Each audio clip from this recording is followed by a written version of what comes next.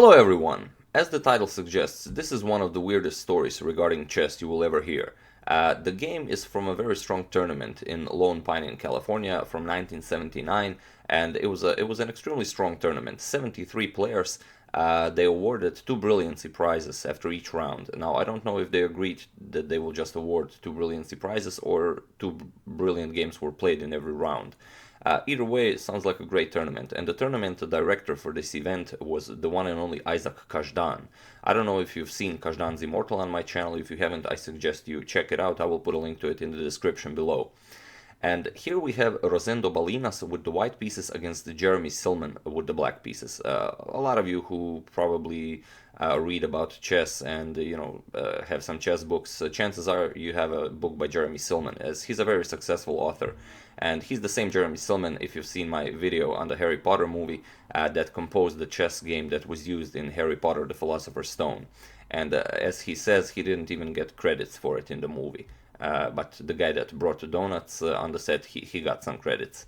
So that aside, Rosendo Balinas was considered to be the strongest Asian grandmaster.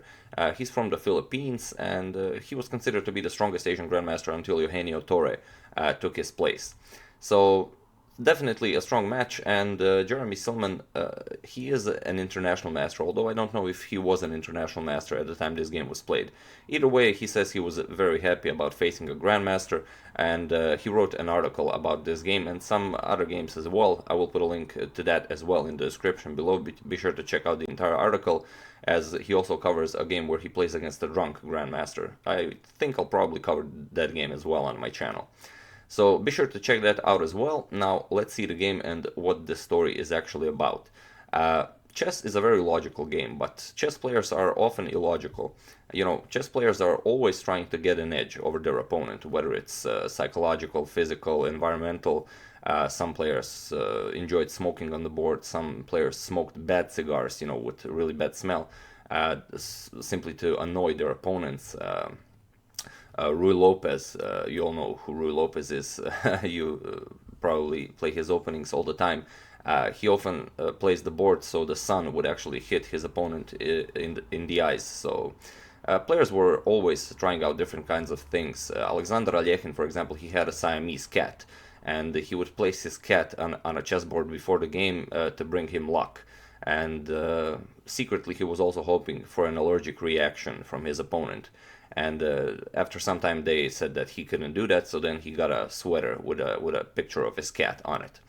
So a lot of chess players were really superstitious and illogical, but this game, Rosendo Balinas, really took things too far, and it's unclear why he did it. So let's see this game.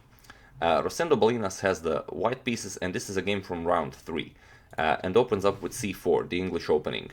We have c5, the symmetrical variation, knight to f3, knight f6, knight to c3, and d5, the three knights variation. C captures on d5, knight captures on d5, and g3. g6, bishop to g2, bishop to g7, and we have castles by both sides. And queen to b3 by Balinas. We have knight to c7, avoiding the exchange. The knight is attacked twice, and the black doesn't want to capture on c3. After b captures on c3, white can form a very nice center after playing e3 and d4. So here Silman retreats with the knight, and knight to c7. We have d3 and knight to c6, and it is at this position that this weird story begins. As Jeremy Silman says in the article, in this position Rosendo Balinas well, I don't know if he took it from the table or from where, a big thermos bottle of hot tea, and then he grabbed a jar of honey, and then Silman thought that he would pour the tea, that he would pour the honey into the tea, but actually he poured the tea into the honey jar, and that became like a really dense, gooey liquid. And he drank the entire honey jar. And Silman says that after he drank that his eyes simply had this weird glare to them, probably after all of that sugar hit his brain. And in this position he smiled at Silman and he played knight to a4. And already you can see this is a very, very weird move. Probably sugar has a very weird effect on the brain, especially if you take a lot of it. I did have some honey before making this video. Probably I thought maybe I could understand Balinas moves a bit better.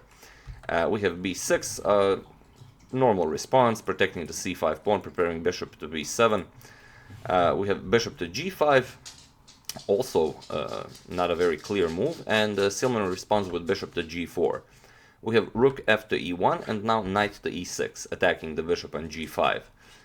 Bishop comes back to e3, and here we have bishop captures on f3, and e captures on f3. If bishop captures on f3, it doesn't really change anything. Then knight e to d4 comes, attacking the queen and the bishop. After bishop captures, knight captures, and queen to d1, still black will capture the bishop, e captures on f3, and here something like queen to d7 can be played, and then you have this weak d3 pawn, you have this f3 pawn, you have the weird knight on a4. It's a much better position for black. Plus you have this amazing bishop on g7. So after this bishop to f3, e captures on f3 was played, and now knight e to d4.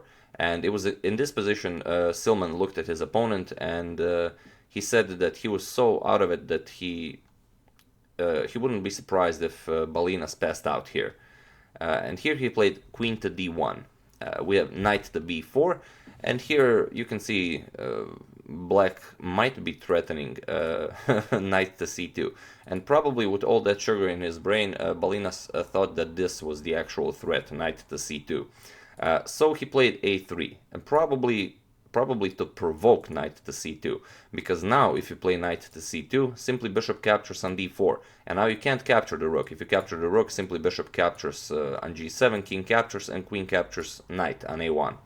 So after this bishop captures on d4, Silman would have to recapture the bishop, and now knight to c3, and black is still better, but maybe white can hold this. After f4, he will have a nice bishop on g2.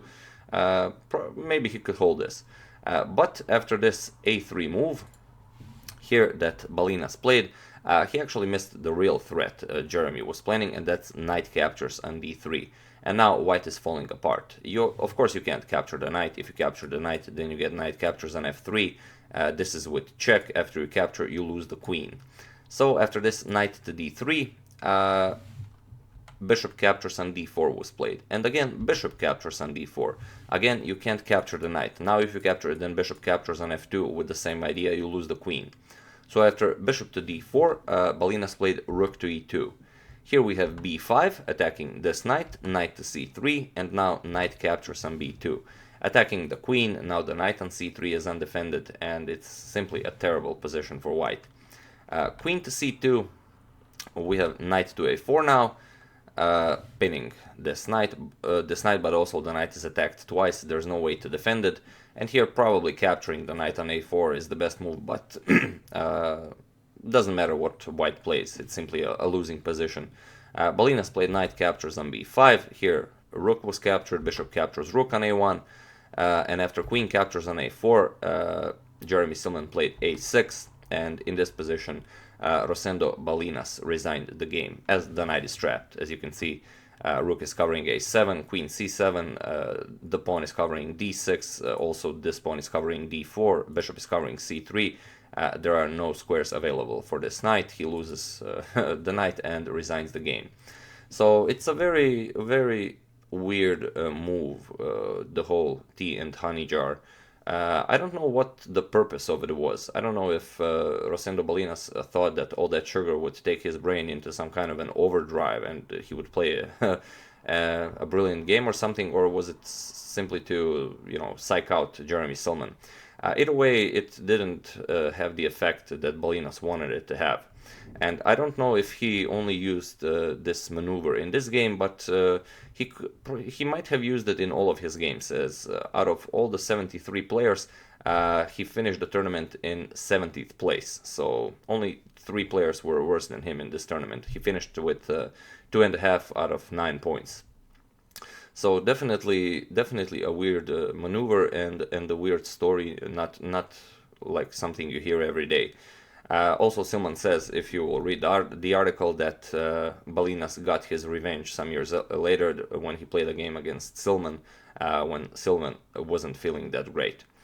So yeah, That's the game. I do hope you enjoyed this game, and I do hope you enjoyed this story. I hope you're all having a great Saturday.